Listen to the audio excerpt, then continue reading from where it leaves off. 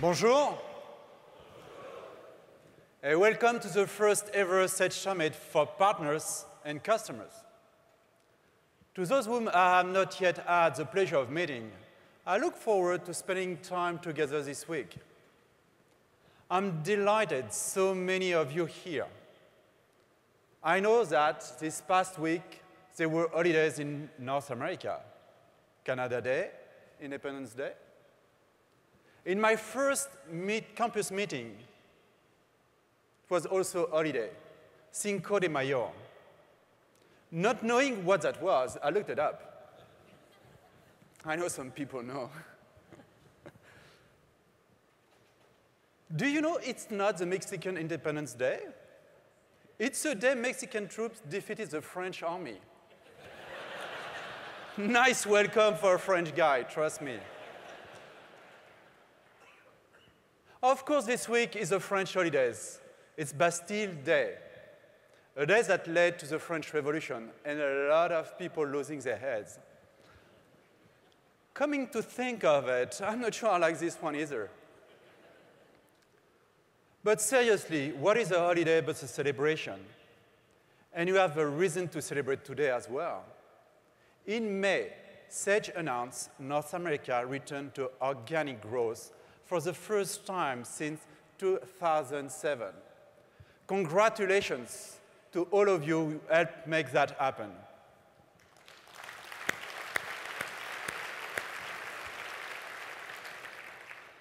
Where is Sage today? Well, we are quite literally everywhere. We operate in 24 countries in the world and sell in many, many more.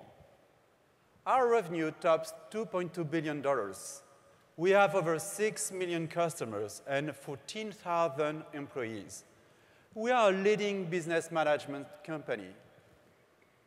It is clearly a company that has established a formidable presence around the globe. And how did we get here? Well, based on my experience at a recent meeting in Boston with industry analysts, I'm unhappy to say that one would think Sage could be summed up in a single word: technology. It's a term analysts keep using to talk about our company over and over. Technology, technology, and technology. And while we do create amazing technology and world-class software, that tells only a fraction of our story. Here is where I truly believe our distinction in our future lie. Sage is first and foremost a customer company. Sage is here to help make our customers' business life easier. What does that mean? Well, of course, it's different things to different people. Customers say Sage products are easy and powerful, that our products allow them to work smarter and more efficiently, which leads to higher profits. One of the best ways I've heard it described is by a customer who said that Sage turns technology into a causeway for growth instead of a bottleneck. In the end, isn't that what everyone wants? An open path to success? Let's take a quick look at what some of our customers said about how Sage helped them.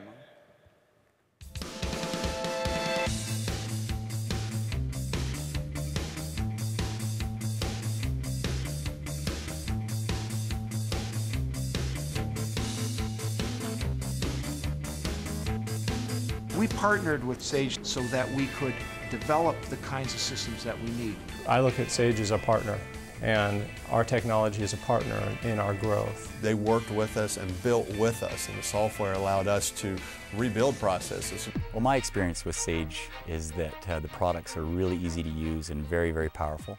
We use Sage 24 hours a day. We use it for everything, from accounts payable to payroll, inventory, invoicing, reporting, analyzing the profit loss, and we also use the IT now. Sage helps our organization, especially from the sales perspective, in making sure that we're following up in a timely manner, which leads to more sales, which makes us more profitable. It allows our folks to work smarter, more effectively, and more efficiently without having to mine the data. The data comes to us so we can make better decisions.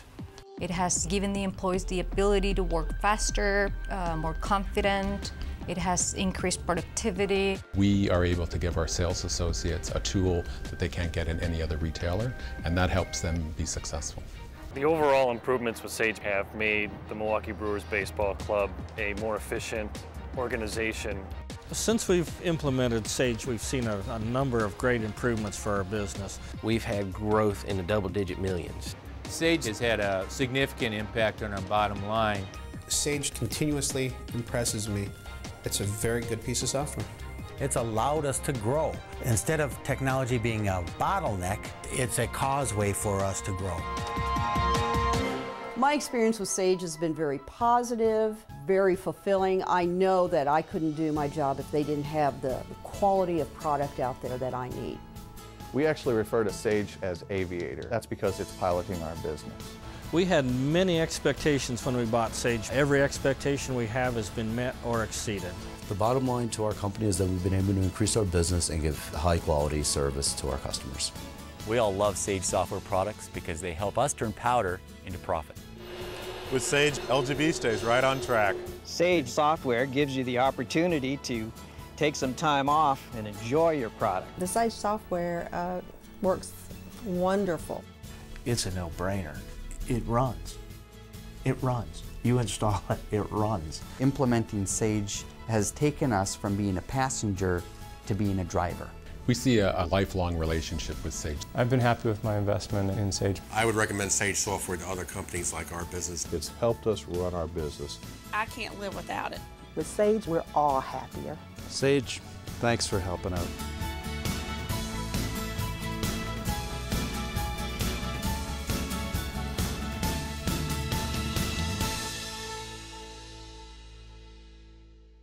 As we continue to make the business life of our customers easier, we can all look forward to our own path to profit and growth. To make this happen, we must find ways to accelerate and sustain growth for our company.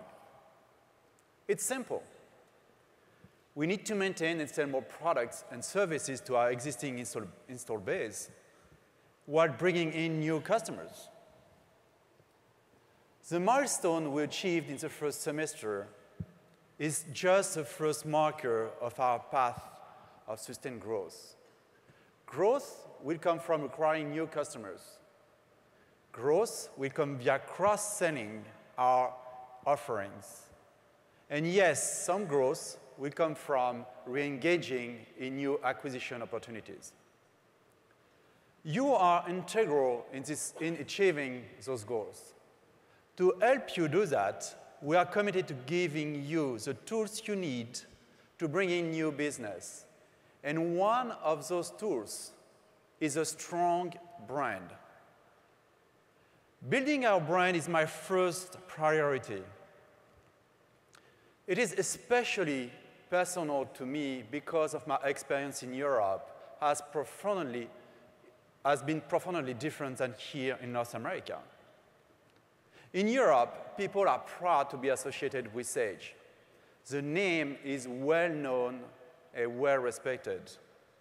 When I arrived from Paris, I put down my Sage credit card on the car rental desk and expected to hear, "Wow, you work for Sage."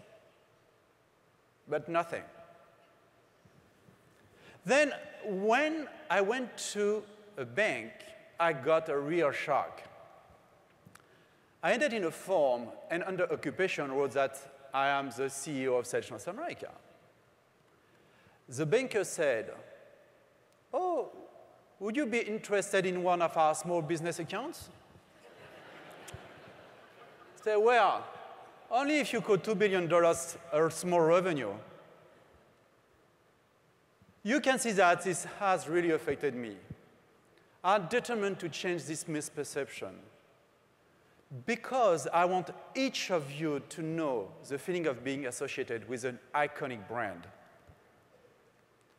Now, a brand is only as strong as the experience the customers has with it. If the experience does not match the brand promise, we lose.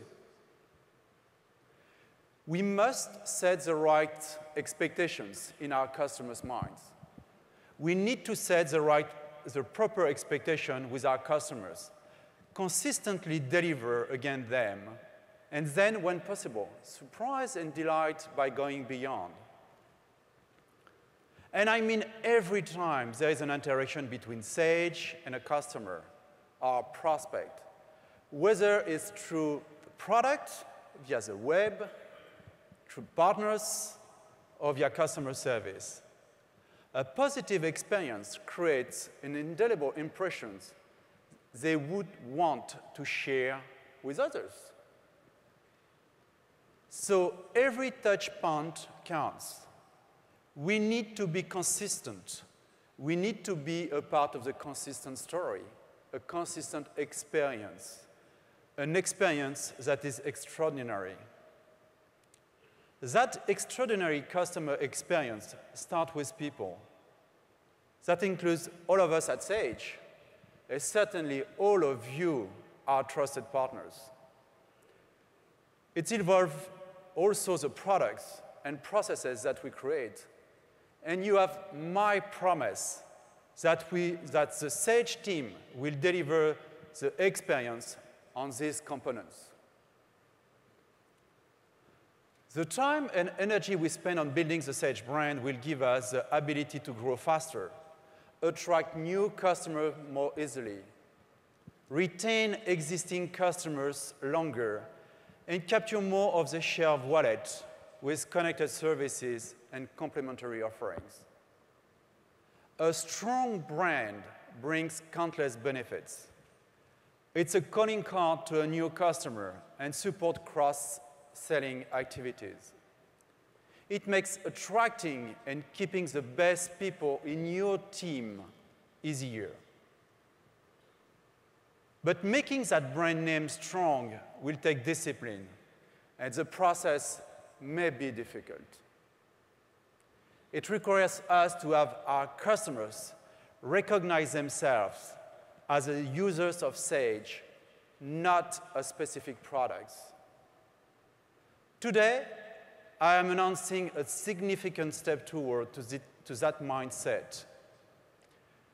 We will be dropping the use of our product brand names. Yes, I'm talking about the iconic brand names like Peachtree, Timberline, Agpac, or Maz. I am sure many of you are surprised by this, but I have heard from so many of you how important a strong Sage brand is. But as long as we continue to invest our emotions in product brands, we will never build a strong Sage brand. This is the fast-track initiative that will take place over the next 18 months. We will follow the model already used in Europe of grouping our offerings in families, marked by numbers such as Sage 50 accounting, Sage 50 construction, Sage 100 accounting, Sage 100 ERP, and so forth.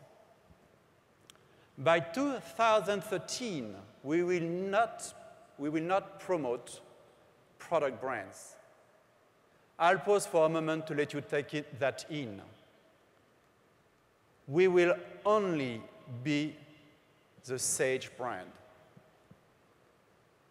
See, I told you it was not going to be easy. But I'm absolutely sure it is vital to our future.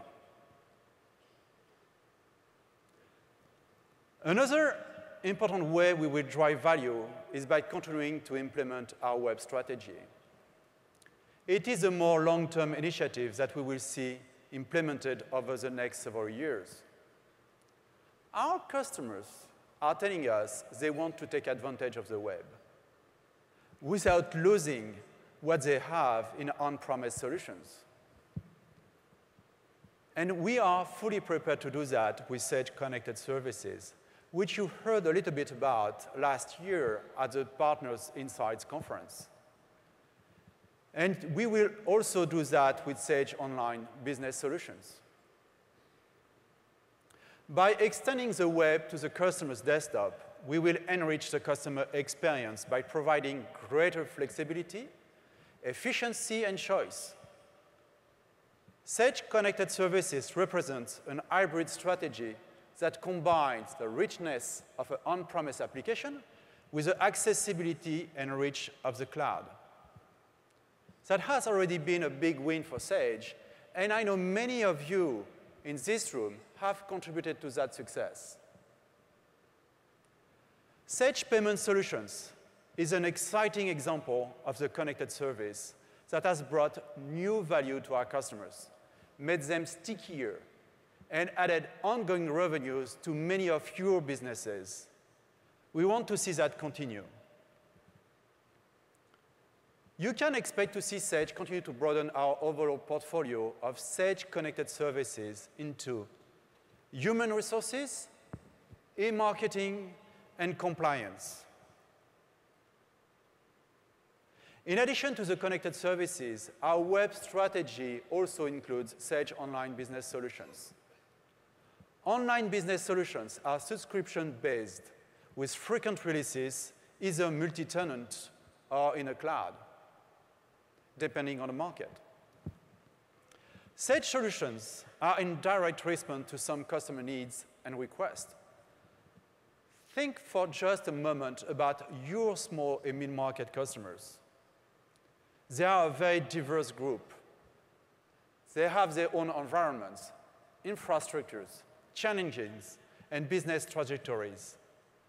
One size cannot fit all.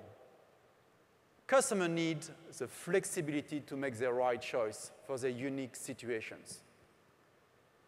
I want to impress on you that each of these offerings, Sage Connected Services and Sage Online Business Solutions, presents tremendous opportunities for you, opportunities to expand your offerings, provide greater value to your customers, and ultimately grow your business.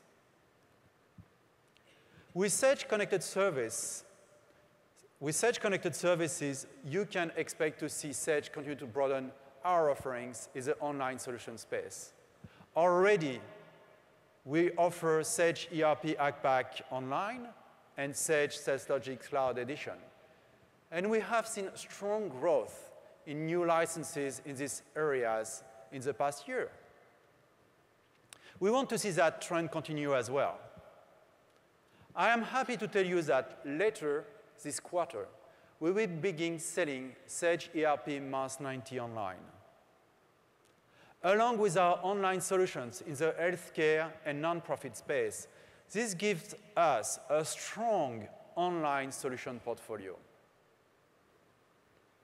And in the small business space, stay tuned for an announcement later this year of a new multi-tenant SaaS solution for entry-level businesses. In addition to what we sell to our customers, we need to think about how we sell and support them. What is our underlying business model? Over the past 10 years, the use of the web among our customers has moved from just the early adopters to being the mainstream. That move has brought with it amazing transformations. Customers have become more educated, more knowledgeable, more demanding. Their perception of what is free and what should be paid for is changing. They expect to pay only for what they use, when they use it, and that requires new pricing strategies.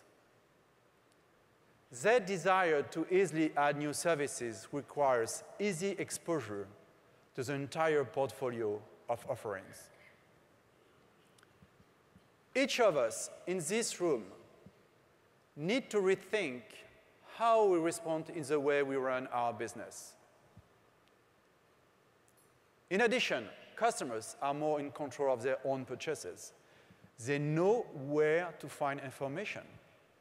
They know how to compare. They expect a higher level of self-service. In many other industries, like travel or insurance, all classes of jobs have disappeared as a result.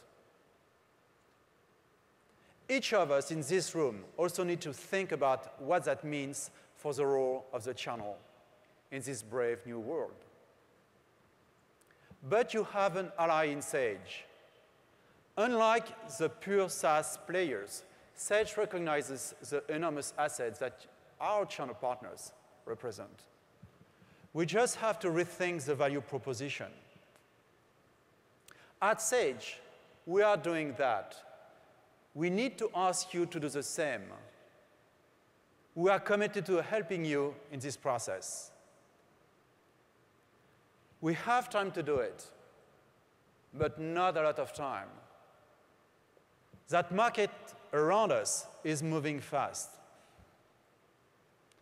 Luckily, our customers want a smooth but rapid transit. They do not want a revolution. They do not want to jump over the chasm. Together, we can create the business models that give our customers what they want and give us the success we strive for. But we must begin to act. While we will move in quickly with our branding initiative, none of these actions are quick fix. We expect returns over time. Building the brand will take 12 to 18 months. Our portfolio of online solutions and connected services is projected to be built over the next few years.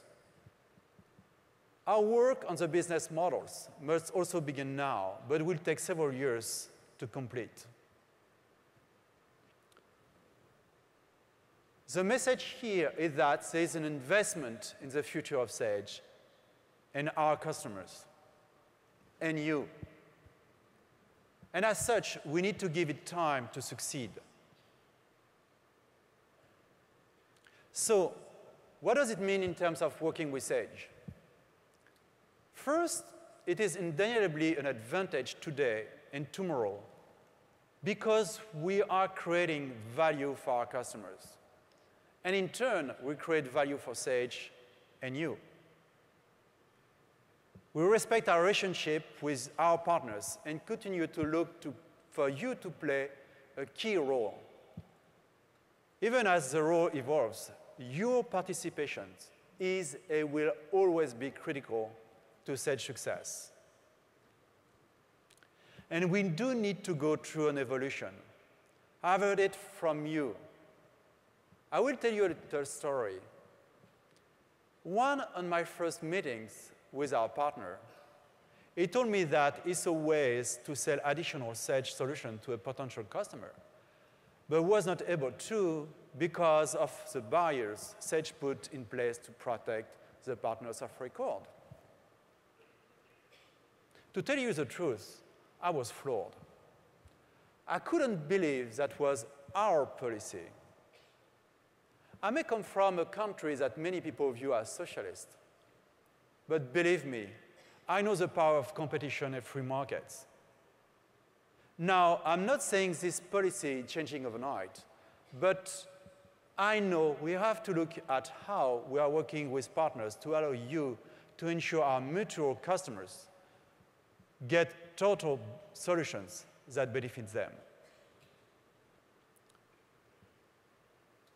But at the same time, we have to help you respond to the changing business models around us.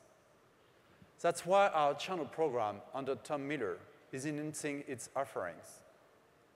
That is why a key theme of sessions at this conference is on the firm of the future. If we all go in the same direction, we will have a greatest chance of achieving our desired destination. To move in that direction, we must identify the right star to guide us. We believe the North Star is our customers. We need to understand what they want to accomplish. We need to be the Sage advisor. We are all Sage advisors, from our business partners to members of our accountants community. At the end of the day, Sage is promising not to disrupt their business, not to create radical change, but to partner with you and with a customer on this journey of making their business better. It is a natural journey, a journey we want you to take with us. I've talked a lot this morning about what I believe are some of the most important initiatives for Sage for the coming years. However, one of my objectives for our time together is to have a chance to hear firsthand some of your thoughts. Yesterday, you may have seen a video crew at registration. We randomly recruited many of you to take part in today's session by allowing us to videotape you. We asked you what's on your mind. What questions do you have for us? Now comes the fun part, seeing you on these big screens.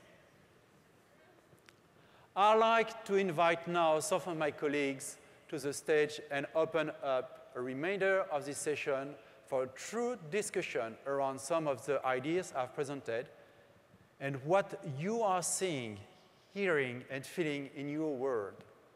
So please, join me in welcoming to the stage Tom Miller, Lisa Corespoti, Dennis Freeman, and Imanchuk Paitsole.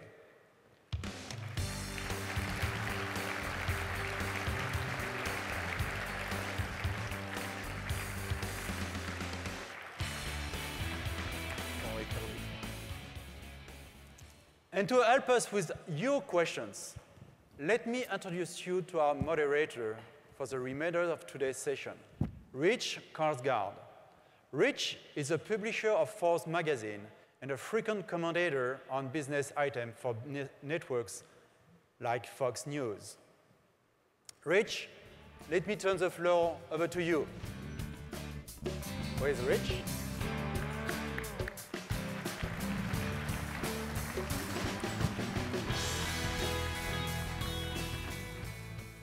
Thank you, Pascal. Thank you for welcoming to this great Sage Summit, and I really was inspired by your opening remarks. At Forbes, we've been around for 94 years, and we've never, on the one hand, been more challenged than we are now, and on the other hand, there's never been more opportunity.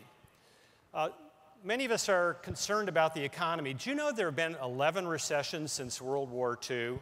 11 recessions since World War II. Here's the good news. We've recovered from every one of them. Here's a rule of thumb. The more severe the recession, the greater the restructuring that follows, and the more the technology and a vision for the future matters during that restructuring. I'll just give you two brief examples. One was the 1970s, a very comparable recession to the one that we just went through in terms of stock market damage, unemployment, damage to national confidence, almost by every measure. And you look at this decade, and you look at all the statistics, and they say that it was a bad economic decade, a lost economic decade. How many times have you heard that? And yet it was the greatest decade in the history of the country for startups. We had startups like FedEx, Southwest Airlines, Apple, many more. Another example was the early 1990s. Talk about a tale of two economies. IBM almost went bankrupt. The mini-computer industry went down. It had been thriving 5 years before. We talked about a jobless recovery for years and years. A lot of us have fond memories of the 1990s, but we're always talking about the late 1990s. The early 1990s was a period of confusion and great restructuring. But look what did well. Client-server computing, personal computing, everything was going through a transition during that time. And here we are once again. So there is going to be a recovery. We are having a recovery. The recovery is going to be very uneven, and we're going to be separated by those that have a vision for the future and those that are paralyzed by their fear. So on to the future. We're going to start. My role in this panel is to really be your proxy, you in the audience. Pascal mentioned that we have a lot of videos. We're going to roll those. I'll try to boil those videos down into pithy questions for our audience. But before we get going on that, I'd like to have each of the panelists introduce themselves to you. So we'll start with you, Himanshu. Thank you, Rich. Himanshu Palsule. I'm the Executive Vice President for Strategy. Been with Sage for over 14 years now. Seen my share of change, both within the industry and within Sage. Have had an opportunity to work with all of you during that time. And I'll tell you, it's an exciting time to be at Sage. Hi, everybody. I'm Lisa Codispati. I'm Sage's Chief People Officer here in North America. What that really means is I'm accountable for people and communications within North America, and I'm delighted to spend some time with you today. Thank you. Tom. Oh, by the way, Tom and I have in common that we both spent a lot of time in the tiny little state of North Dakota. You'll hardly ever meet two people in the same room that have that in common. On the same state. Thanks for reminding me, Rich. I think everybody in the room knows that I recently moved to California, and I don't miss those North Dakota winters, trust me. Anyway, Tom Miller, Channel Management. I get to work with all of you. My team does channel marketing, channel programs, and distribution. It's great to be in Washington. Thank you all so much for coming. This is where technology actually started for me in my career. And I want to dispel a myth that was circulating last night in the expo. And I think many of you know that I started my career with UNIVAC. And for those in the audience that know what ENIAC means, you know that UNIVAC actually developed the first computer as we know them today. And they launched that in 1945. So the myth is that I was actually there that day. But I have to tell you, I wasn't. I was on vacation.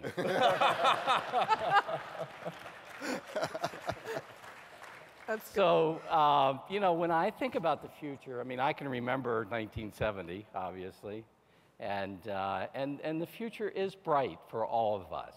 So I'm excited to be here. I mean, I'm excited to talk about the challenges that we face, and we do have lots of challenges, but those are the opportunities. So thank you for being here. Hi, good morning, everyone. I'm Dennis Freeman. I'm the Executive Vice President of Marketing here at Sage North America. I joined Sage 8 years ago, and my goal really is to try to help all of you get more customers, more new customers, keep the ones you have, and I'm very excited to be talking about the things we'll be talking about during this session. Well, thank you for those introductions. Our first set of questions that you, the audience, recorded yesterday will be on the roadmap to the future for Sage. So let's roll that tape, and then we'll go to you, Himanshu, to talk about the roadmap. My number one question is, what is the overall SaaS strategy with Sage, and how is Sage migrating from an on-premise strategy to a SaaS strategy? How are partners going to be included in the SaaS model? I'm a bit concerned, but I know we'll get there. But at this point, we're running into a lot of prospects that they're looking at cloud solutions. And so we have to have something to sell them. Those who want cloud solutions, we've got to have something. And I'm interested in the roadmap that Sage is laying out for us to get there.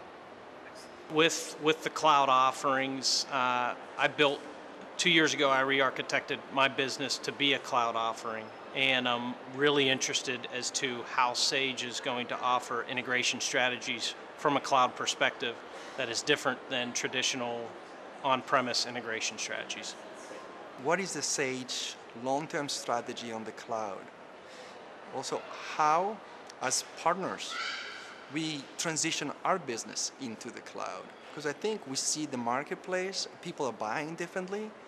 So how is Sage positioned in the short term, but also in the long term as a product, but also as the commercial side of it? And I think all of us in the business, business partners probably are struggling. It's like, well, how do you make money, working in the cloud? You know, 10 years ago, there was a paper in Silicon Valley by a woman who was the chief technology officer at Cisco named Judith Estrin, and she wrote, the name of her paper is called Cloud versus Strings, and it was how the whole computing and communication infrastructure would migrate over time to this thing she called the cloud. Well, nobody knew what she was talking about outside of her small club of CTOs with IQs that could boil water, but now here we are in the last 2 or 3 years, and suddenly cloud and SaaS has exploded on the scene. So everywhere you look, people are going to SaaS. And, why isn't Sage going faster towards SaaS? And how do you look at SaaS and cloud to the customer base you have and to the customers you want to acquire? Okay, those are all great questions. Cloud strategy obviously has evolved quickly.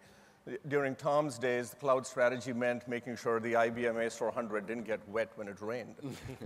Today, our strategy is focused on providing customers with flexibility and choice, leveraging the web, and we're basically focused on expanding the customer's enterprise from beyond their 4 walls into the cloud. As you all know, we are fortunate to have a large and diverse set of customers, and their needs are very different. The needs of a small business are very different from those of a mid-market customer, and those are different from the needs of customers from industry verticals. So it behooves us to be very diligent about our strategy and to be inclusive for this entire customer base. So let's take a look at mid-market customers. These are customers that typically have some amount of infrastructure within their organization, and they expect the vendor to be flexible to fit into that ecosystem and into that infrastructure. Sage Online Business Solutions do exactly that. Products like Sage Sales Logics in the cloud, Sage ACPAC, Sage Interg on demand, Sage Mass 90 online can work either in the cloud as a hosted solution or on premises. What's beautiful about this is it can be done interchangeably. We have a customer I was talking to the other day who started Sage ACPAC in the cloud because they wanted a quick start. They had limited budgets, they had a small infrastructure. As their businesses grew, as they started getting into complex business processes, warehouse management, inventory management, we put all their data on a CD and sent it back to them, and they started using Sage ACPAC on-premise, something that a pure SaaS competitor does not understand as a concept of on-premises. Interoperability can go a step further. Sage Sales Logics in the cloud. You could use that on-premise in a corporate location. A satellite office can use it in the cloud, and then we can sync up the data. The needs of a small business are very different. They have the same aspiration as mid-market customers, but a fraction of their budget. They're more likely to look for a pure SaaS ground-up product, and we're doing exactly that. To us, the small business strategy is about choice. They can use our Sage Peachtree product, or Sage Simply product, or Sage ACT product, or in the next 6 to 12 months, we'll be launching a multi-tenant SaaS application that'll work fully in the cloud. So to answer your question, Rich, we think a SaaS deployment strategy is an important alternative, but that's exactly what we think it is. It's an important alternative. And some of the pure SaaS competitors, I feel, miss the boat when they don't understand that customers need that choice and flexibility, and that's what our cloud strategy is going to be all about. Well, building an effective bridge from legacy to leading edge is a challenge for everybody, and you're doing it admirably. We have some more questions on this subject, so let's roll the tape. Connected services are, again, another one of those things that it's, how are the partners going to be included in connected services? How are they going to sell that? How is it going to be represented to their customers? And if the partner is not included in that, it makes it a little bit of a complicated piece. Our partnership with Sage has always been one that's, hand in hand. We've always been Sage all the way, so we want to make sure that we continue that, make sure that they're open to our concerns. If there's anything that changes regarding pricing, regarding implementation, regarding new products, we want to make sure that we're getting the information before anybody else. We want to make sure that Sage is open channels to us so that we know exactly what's going on, to make sure the dialogue continues, and make sure that we're not going to be missing anything. Great questions. I think everybody in the audience understands the need to have a bridge of offerings from SaaS to more traditional offerings. But what does it exactly mean for the partners in the audience. Explain how they can benefit from connected services. Okay, let's talk a little bit about connected services, and later on I think I'll have Tom answer the partner question. Last year at Insights, we basically launched our connected services vision. We said, you know, the elegance was in its simplicity, combining the richness of an on-premise app with the reach of a cloud service. I'm delighted to announce that we are making great progress in that journey across the entire portfolio. Sage Healthcare has Sage Transactional Services. Our payments division has Sage Exchange. Our nonprofit group now has grant management. We have e-marketing. We have tax services. So the journey is well underway, but we still have ways to go. I think what's more relevant for the audience to understand is what's the future state of connected services? What do we see as the future vision? I think to sort of oversimplify that, I would put that into 3 buckets. The first broad bucket is facilitating the movement of money within our customers' organizations. That journey is well underway with services such as merchant services, direct deposit, direct payment, sales tax, e-filing, payroll services through a partnership are examples of Sage and our partners participating in the money movement, which, as you can imagine, when you get scale, can get very lucrative. The second category around connected services is helping our customers empower their employees through employer and employee services. Things like recruitment services, retirement services, 401k services, employee discount services, etc. This is still fairly new to us, but at this conference, you'll start hearing the start of a journey with employer and employee services. And the third category is helping our customers reach out to their customers. E-marketing services, lead generation services, the alliance we have with Hoover's is an example. So once we go across these 3 categories, I think we address the needs of the supply chain. What's paramount to us is going to be the customer experience as part of this whole thing. And that's something we're not willing to compromise. I have a lot of ISVs and partners who come up to me and say, what should we do in building that next cloud-based service for you? And I'll tell you, we're going to be picky and selective in this over the next 12 to 18 months. It's going to be quality over quantity. So the decision we've made to serve these services up is through in-product marketplaces, because typically that's where the user gets their experience.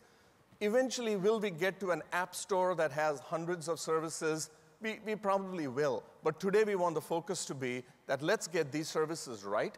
Let's make sure we're working out things like the billing engine, provisioning engine, relevancy engine, etc., before we move into the next phase of that.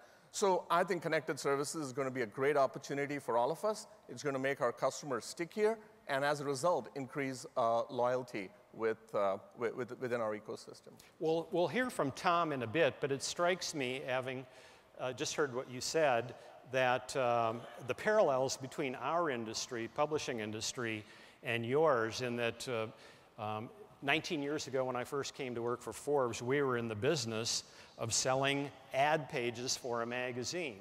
And now with everything from conferences to online offerings, et cetera, the sales process has become much more complex and consultative, not less lucrative, but certainly more consultative. Is there more of a consultative component now that you're weaving in connected services? Absolutely. I mean, anytime you get into this world of services, the customers see value add through consultative services. And that's what these folks have always been very successful in providing. So that's a great point and a great parallel to the industry you come from. Tom, before we get to you, let's roll tape, and then we'll direct the next set of questions for you. Okay. As a partner, we feel great with our relationship with Sage. We have, concerns like other partners do, is what Sage views our role in the future as a business partner, and where we're going to be in 5 years from now, 6 years from now, 7 years from now. Over time, we expect that whatever Sage's view today of where they expect us to be will evolve, will change. But right now we feel pretty good about our position within the channel with what we do, how Sage values us, and what we bring to the table. But there are some changes taking place, and so we'd like to see some more clarity in terms of where Sage perceives us to be down the road. Tom, I would dare say that some of the partners in the room are very confident about their channel relationship with you, and others are a little more nervous or they want more detail. What can you say about that? Well, Peter, first of all, thank you for that very thoughtful question. And, to predict the future, I'm not sure I'm capable of that, quite frankly. But I can tell you about what we're experiencing, the drivers in the marketplace, and how we respond to our partners in terms of the preparation that's necessary to think about the new business models. And I think that's the change that we're really talking about. And so we've started a program called the Firm of the Future, and it's delivered by Ed Kless. I think many people in the room have attended sessions by Ed, and also a gentleman by the name of Ron Baker. And in the Firm of the Future, what they do is talk about the changes and changing from a service economy to a knowledge economy. And I believe the opportunity is there if you think about your value add. And of course, the business model changes are being addressed differently, but it gives you an opportunity to think in terms of, okay, can I transform my business to meet the needs of the new customer and the way they want to buy and the way they want to be served?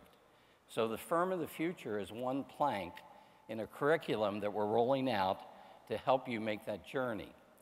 The second component is a web strategy workshop for partners. And this is 2 days of pretty intense learning. And it looks at what's defined today as 7 different business models and allows you to interact with experts in the field in terms of the elements of those business models. Where do you fit? Where do you want to be? And actually, at the end of the 2 days, you develop a transition plan. The third component is on leadership, because change management is very, very difficult. It's difficult for you with your organizations. It's difficult for us at Sage. It's difficult for you with your customers. The Leadership Symposium actually covers that. And what can we see from people who've gone through this before and have demonstrated extraordinary leadership? And that's what you'll get by attending this. And then the fourth component is about how do we make this available to everyone. So we will begin doing monthly webcasts where we take the best practices of all of what I've talked about in the first 3 elements and making that available on a demand basis. And as Pascal said in his opening keynote, you are very important to us in the journey. There are a lot more questions than there are answers. And our responsibility is to make sure you have all the information you need so that we can go down this journey together. Well, there's a ton of collected wisdom in the room. There are success stories. There are stories of things that were tried, maybe didn't work. And what you described is really collecting all of that learning so that everybody in the room becomes more effective. So, Rich, when I look at this room and I look at the Sage ecosystem, this is the power of Sage. And our ability to build a collaborative environment and share best practices is really a challenge that we have. And our team is working on that. So you'll see more from us in terms of more local and regional events where we can get partners together to talk about the business challenges and what we can do to respond to it. You'll see a lot more electronic communications and a lot more community building. So we think that collectively we can attack this and, as I said, be successful on this journey together. Yeah, it reminds me of the power of the wisdom of large group. It reminds me of the guy who used to be the editor of Forbes, who's no longer the editor of Forbes, who said to the reporters back in the 90s when something called Wikipedia was just starting to pop up, he said, well, you can't use that for fact checking. Everybody knows it's just done by amateurs and isn't any good. Well, as it turns out, over the years, Wikipedia's got a rate of accuracy that is greater than most of the published sources. So there you go. I think the partners have a few more questions on how Sage views their role moving forward. So let's roll the next clip. I'm a relationship person, have been all my life, and it's important to me to make those relationships, which I think makes not myself and Arxis and everything, but the whole channel better. The constant communications that I have had with leadership. And it's like dating a new boyfriend, right? It's like, okay, that one kind of walked out the door and now we've got a new, a new game in town. And it's just getting to know them. You know, my point is that it's got to work. You can make it work, you just have to make the effort. So I'm not concerned about it, I'm just looking to hear, because Pascal has been, he's fairly new, kind of under the covers, we had gotten through with Jody, Tom Miller's been the constant all along, so there's certainly not whole new leadership change. But the question is the philosophy, where are we going, where is Sage going? I'm on several of the panels with Sage, and so I probably have better information than several, but by the same token, I still am concerned about how do we all get to know these new people that have came in as leadership at Sage. How will Sage address the negative impact of things like the reorganizations and the change in staffing levels?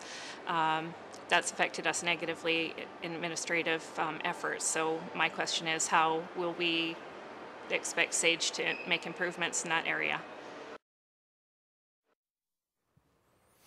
Well, Pascal, your name was mentioned, so I will direct this question to you. There are a lot of concerns and questions among people in the audience about where is the leadership of Sage taking Sage, and what is the role of the partner in that new relationship. So how would you describe, it's a two-part question, the constancy of leadership and then the interaction between you and your partners? Yes.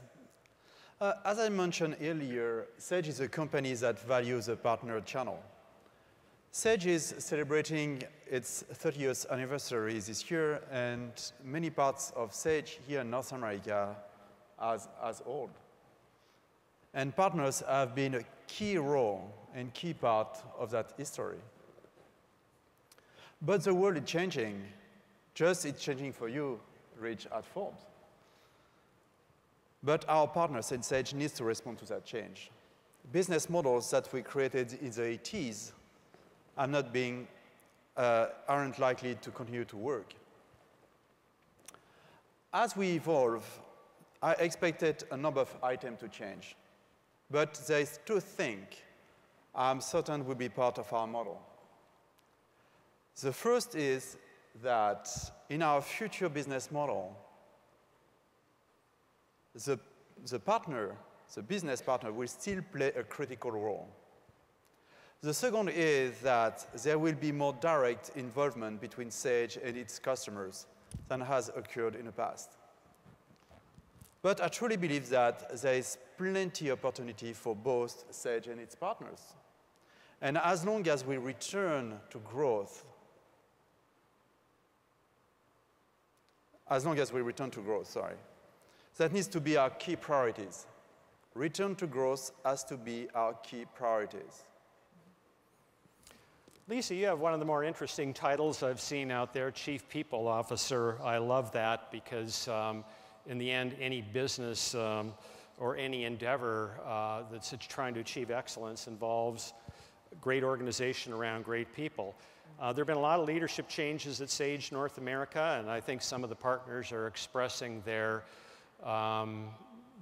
jadedness, even perhaps, about those. Since you head up the people side, is this team going to stick together? And tell us what you know about great leadership teams. Thank you, Rich, and thank you for the questions. I'm glad these issues have come up. Much like Tom, I can't predict the future, but I do have some things and perspectives to share. Certainly, we have had leadership changes. Like many of your businesses, I'm sure, and other businesses, we too have had some changes in leadership as a result of many different things, including as we have evolved as a company, as well as people making choices about their future. And so I think it's normal for us to have change. And I'm sure it's normal for many of you to have change in your businesses. Overall, our turnover rate still remains in the single digits here at Sage in North America.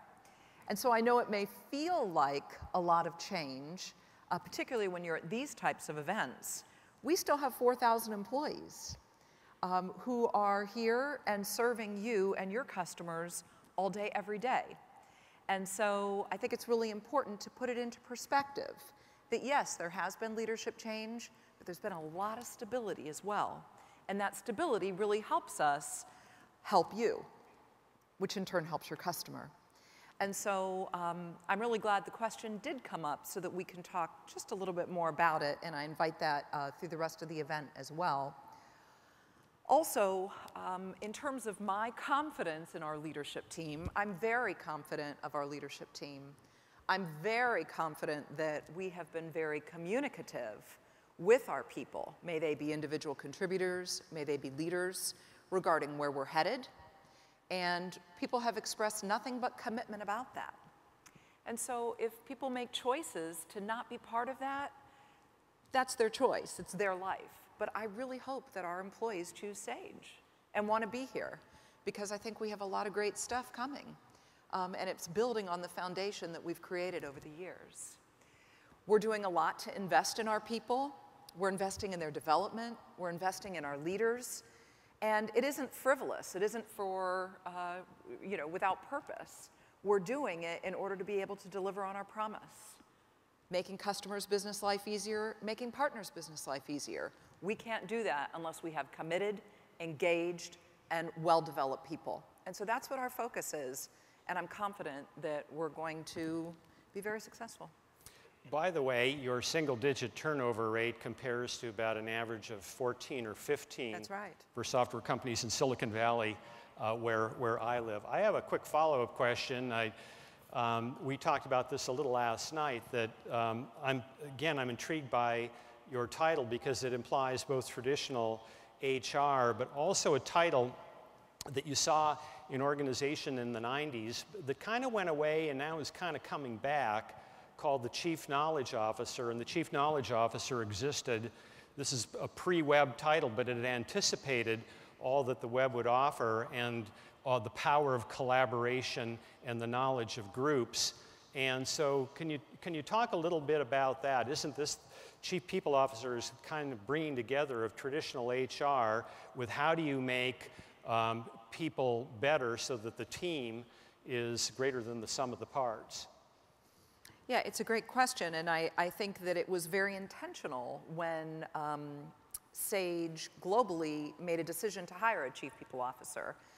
They could have easily done a Chief Human Resources Officer or EVP of HR, whatever. But the essence of people come in many different forms. So it isn't Chief Employee Officer, it's Chief People, your people. You represent Sage, you are part of us. And so I think that it scans and spans far more than just employees and traditional HR and traditional human resources or even communications. My team does a lot of work. I have an arm on the whole continuous improvement world and working on customer experience and focusing on ways in which to help our customers and our partners around key moments of truth. Where are the pain points? How can we improve the process? That has nothing to do with human resources. That's about the way in which we deliver our promise and deliver our experience. And so I think there is a much broader view of something like a Chief People Officer, Chief Knowledge Officer, if you will, although that's not my title. And I'm glad that I work for a progressive organization that 4 years ago when they hired me, they got it. Well, let's switch gears here. One of the big initiatives that Pascal talked about in his opening remarks was Sage's branding strategy. And I'm just an outsider, but it seems like this is a big initiative and involves a lot of big changes. So before I put you on the hot seat, Dennis, to talk about brand, let's roll the tape and see what the partners think. My question is in regards to brand. I understand that Sage will be looking to rebrand in the United States, similar to brands in the UK and Europe. The challenge that we have as resellers is that it costs us hundreds of thousands of dollars every time Sage changes their brand, and so far Sage has been changing their brand on a yearly basis. Currently we have Sage ERP, Sage CRM, et cetera, with product names afterwards, which we think is an effective brand in the United States. So could you explain to us why you believe changing the brand one more time will be effective? And how are you going to mitigate the cost to the resellers associated with recreating websites, recreating literature, and all of the costs associated with a complete rebrand from our side as well? A couple of years ago, I read somewhere that Sage wasn't a branded house, but rather a house of brands. Would you agree with that observation and assessment? And what will you do to change that? We have spent so many years building the brand of Saleslogics, building a brand of ACT, and to see those brands just fade off into the sunset, it's a little concerning right now.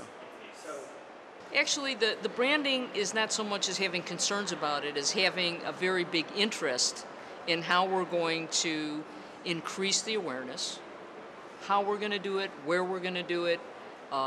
Is it going to be across all the product lines? How all of that is going to fit in, learning what that messaging is going to be. I think, a big question that I have is the brand transition. There is a lot of legacy customers on the CRM space that have ACT, Saleslogic, Sage CRM. Over the years, I know Sage attempted to change the brand, but it kind of confused the market. Well, what is Sage going to do now with the new branding? It's definitely a concern in the short term, and also for customers to find the right products that they used to. But I suppose the question that I have for management is if they have considered taking the dollars they might spend on that, which would be, I would think, significant to effectively establish a new brand that's very expensive type of advertising, and instead redirect that into specifically targeted lead generation for the partners.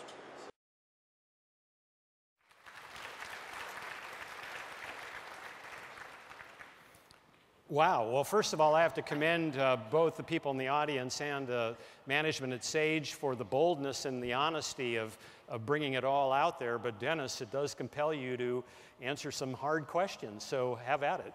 Oh, thank you. And thank you to the honesty of those questions. And I know there were more questions captured yesterday that they aren't all here. It is a very emotional subject, and one that I think there's a lot of reasons why each of you feel the way you do. Where I'd like to start really is ultimately why we are doing this is to create a strong brand, and we think a lot of benefits come from a strong brand.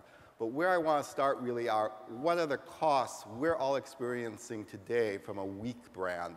And I think everyone in this room would come up to me and honestly say that they view Sage currently as a weak brand here in North America. And I propose to all of you that you are paying enormous costs with Sage being a weak brand. I think the first cost is in the cost of sales. A lot of you have told me every time you go into a sales situation, it's almost as though you have to sell twice. First, you have to sell your potential client on who Sage is and why they should trust them. And only after you get over that hurdle can you really get into the actual conversation about the solution you're bringing and why it's the best solution for meeting their needs. That's a big cost in your efficiency. That's a big cost that I personally see in the kind of close rates we see in our sales organization in relation to companies I've been at previously. I think the second cost really is in marketing. There's an enormous cost in marketing for all of you, because if we had a strong brand, people would come to us, because when a brand is well known, you end up on the consideration list. People put you on that list, they come to you seeking what you can do for them. When you're a weak brand, what happens instead is you have to spend all your money in marketing activities, in demand generation, in creating those leads. And it was brought up in some of these questions, why don't you put the money into lead generation? Well, an equally effective way is trying to create a strong brand which helps create the pull for your product and benefits everyone. And I think a third cost we all face with a weak brand is the fact that it doesn't help us retain the stickiness of our customers, nor really the loyalty and cross-sell of our customers. When we talking about the kinds of opportunities that are coming up with our web strategies, connected services, and online business solutions, it's not easy to sell those to an existing customer if they don't even think of themselves as a Sage customer. If they think of themselves only as an ACPAC or Sales Logics or Timberline customer, when they hear they have something called Sage Payment Solutions, there's no natural inclination to say, oh yeah, I trust them, I'm going to go for that. It requires another hurdle. So it makes cross-sell harder. You put that all together, and I think it's a big cost, and creating a strong brand is not only intended to get rid of those costs, but then give us new benefits. Well, what do you say to the partner who says that Peachtree or Timberline have pretty strong brands themselves? Well, first I'd say you're absolutely right. They are strong brands. There's no denying that many of our brands, in particular Peachtree and Timberline and ACT and Simply Accounting in Canada, have good recognition. At the same time, they are brands that were forged in the 80s. They represent activities and programs that existed 30 years ago. And as we talk about the kinds of things Sage is creating and representing, we need to find ways to have a brand that represents the future for all of us. And it's very hard to change existing brands to mean something different. And I will say that from very personal experience of being been the head of advertising at Xerox's printer division. We would run ads for some really strong products that were printers, and people would just say, oh, that looked like an interesting copier, because the brand of Xerox was so connected with copiers, they couldn't translate it to something else. Now, eventually, you can change an individual brand, but for Sage, what we'd have to do is change dozens of brands to mean something new, and we really can't afford that. What we're doing today is we're spending millions of dollars every year on our marketing activities, but it's spread across all these multiple programs and isn't really having the impact that I think you need and should be demanding of us. So I think our goal ultimately with this activity is really to channel that activity to create a brand with Sage that is extremely well known, that has very strong meaning and connection back to the kind of services and solutions we offer, and that stands for an extraordinary customer experience. We're following a model that has been in existence for many times. We've already taken the first steps over the last couple years. All of your products have been closely linked with Sage. When we reacquired the rights to use the Sage name in North America, your products became Sage Peachtree, Sage Mass 90, and the like. Our brand tracking studies, which we conduct every year and have them going back to 1999, show that our customers, your customers, they know who Sage is, they know the products they own are actually produced by Sage, and they have a positive view of Sage. That is a huge first step. Also in the mid-market, we know that Sage is now better known than any of our individual product brands in that mid-market space. And I know individually people may question that because it doesn't feel that way always to some of you, but I think it's sort of indisputable by these studies. We've seen them increasingly go, and it's not because the individual brands have dropped in awareness. They have stayed quite stable. It's because Sage has been growing. So we're at a place where we can take the next step, and our intent is to take that next step, to leverage the millions of customers who currently use our products to begin to think of themselves and become advocates as a user of a Sage solution, to have all of you and all of our accountants in the Sage Accountants Network and all the employees you have to become part of that common voice of promoting Sage for the 4,000 employees of Sage. And I think in that process, we will really make a difference. And one final note is we will be making investments to help that happen. In fact, today we're launching a new advertising campaign around the theme of A Sage Business Knows. You'll see visuals of it in our booth. You may have noticed them last night. It will be running extensively in the United States. It includes radio commercials on all the major networks like Westwood One, ABC, Fox Radio, CBS. We'll be a sponsor of the Charles Osgood Show. I think we're taking the steps to really make that investment, and I think personally it will pay off for everyone in this room, as challenging and as difficult as the transition will be. Well, I know that core to the brand that you want to impart to the world is this extraordinary customer experience that goes across the range from small business to mid-market businesses, from cloud to connected services. So before I ask you about that, Himanshu, let's roll tape and see what the partners think. So I'm just curious, with all of the changes that in the support plans that are coming out, how that's going to impact customer loyalty. I was wondering, with the structuring of support and service, with the price structuring, what is Sage's plan to continue to keep that at a high level, high value level for our customers, seeing that the economy is so price sensitive right now? What is Sage's plans to keep that value in front of the customers, keep that support something that the customers are going to want to continue with for years to come? That gets to the nub of it. Everybody wants to grow. There are two ways you grow. You hold on to the customers you have, and you figure out a way to go acquire new customers. So how does the roadmap achieve both of those things for the benefit of the partners? Yeah, great questions. There was a question around support pricing. I think that's very specific to the products and markets, and I'm not going to attempt to answer that. I think there's a prerogative of those business units and those general managers on, should we increase or decrease our support prices. But both April and Alan brought up a great point around value and loyalty. Extraordinary customer experience is about perceived value, which in turn drives loyalty. Now, while customer support is very important, oftentimes it's too late by the time a customer is calling support. They've already formed their opinion based on the brand and their product. So in our mind, extraordinary customer experience starts well before that phone call to customer support, and product is a huge part of this. So as you all know, about 12 to 18 months ago, we started a quality initiative within Sage, and we set up some quality benchmark for all our products.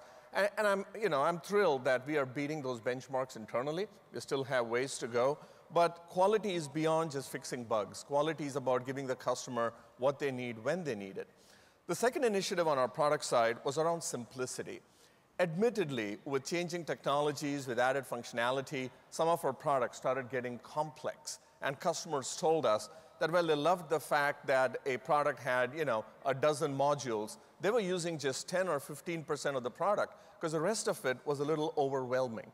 So simplicity is actually very difficult to achieve, and it starts with understanding what the customer means by simplicity. So in our Sage Peachtree organization 3 years ago, they had an initiative that's just going extremely well and is now being adopted by all the products, and I'll take a minute talking about that. And that's something we call Sage Advisor Technology. We had called it, I think, PEP before. We called it ECE Toolkit. But we're calling it Sage Advisor Technology because that's exactly what it is. It's a heuristic rules-based engine that's built right into the product that collects customer usage data, aggregates it, analyzes it, and recommends actions to customers. It can either be done on the customer's desktop or aggregated in the cloud. And we have billions of data points we've collected today just for the Sage Peachtree product. Let's take an example. Let's say Betty is a bookkeeper and is processing payroll. She's on the final quarter, and after she processes payroll, now she needs to pay payroll taxes.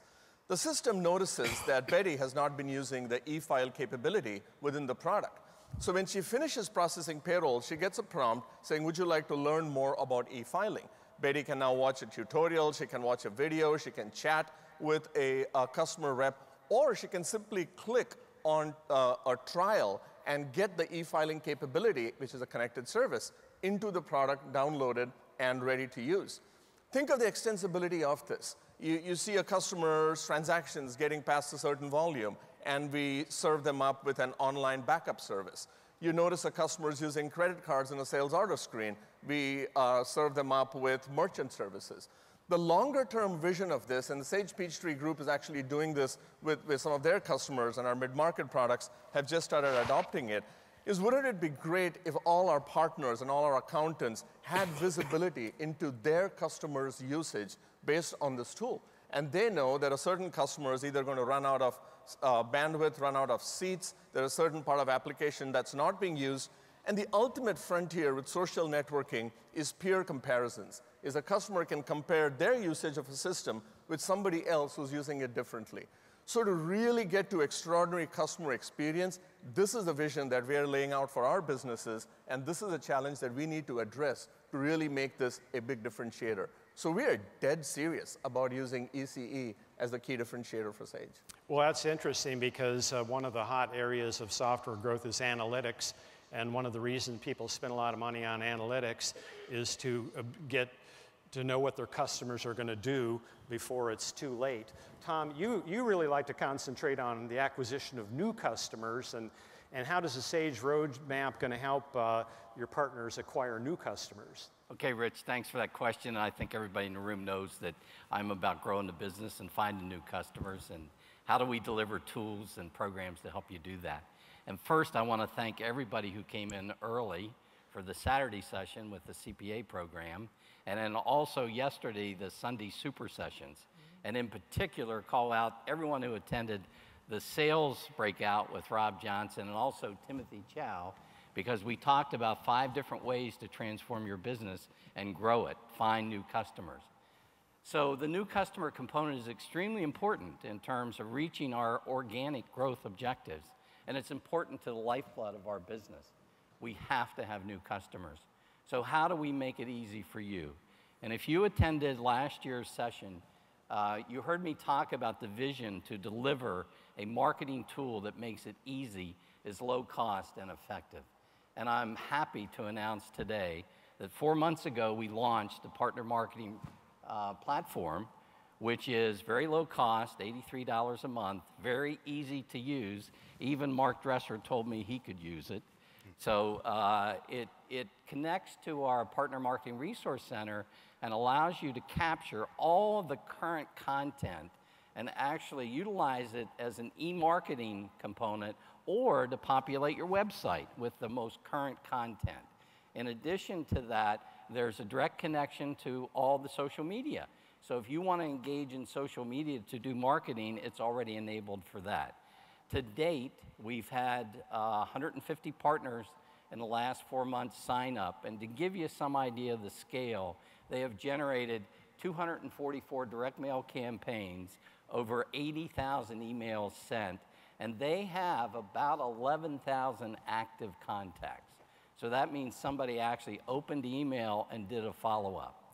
On the website component, the partners who've used it to populate their web panels, there have been 35,000 visits to those web panels.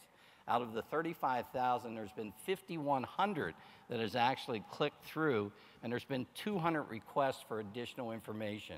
Now, this uses all the current methods to market. Someone talked about how buying behaviors are changing, customers are changing. There's so much qualification that's done before they ever talk to you. And so we need to make sure that you're armed with the current methods that are effective in terms of marketing. I'm excited about this. And when I have an opportunity to talk to you, if you're not using it, I want to understand why, because we want to make it better. We think this is something that we can do to help you grow the business and meet our organic growth objectives. Well, we're running out of time, and we didn't have a chance to showcase everybody's questions, but we want to thank you for everybody's participation yesterday as the cameras went around the complex. But I have a feeling that there's one underlying question that needs to be asked, and I'll direct that to you, Pascal, and that is, why should people in the audience, your partners, believe everything they've heard and believe in the strategy and believe in you? Yeah, thank you for the question. I understand that people might ask these questions, but there is many reasons to believe not only in me, but more importantly in Sage. First, Sage is a leading global company that is focused and already helping 6 million small and mid-sized businesses every day. That gives us a real credibility. Second, we have a great team of executives here in North America, not only the people on the stage, but the general managers who run each of our businesses. Even if you don't really know me, you know them. Third, this is a business I have grown up with and for which I have a true passion. I have been with Sage for 22 years.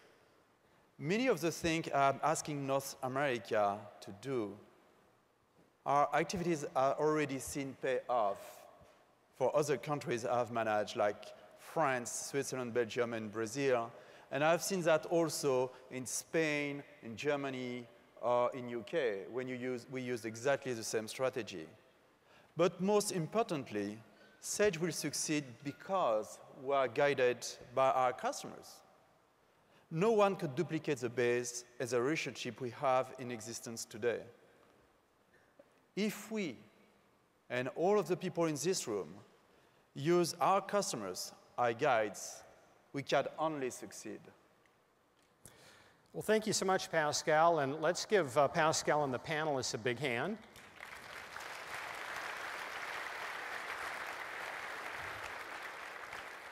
And again, thanks immensely to all the partners who put themselves on the line to do these videos that were very publicly displayed and asked some very frank and penetrating questions. And with that, let me return the floor to Pascal for a few closing remarks. Thank you, Rich, and thank you for your support today.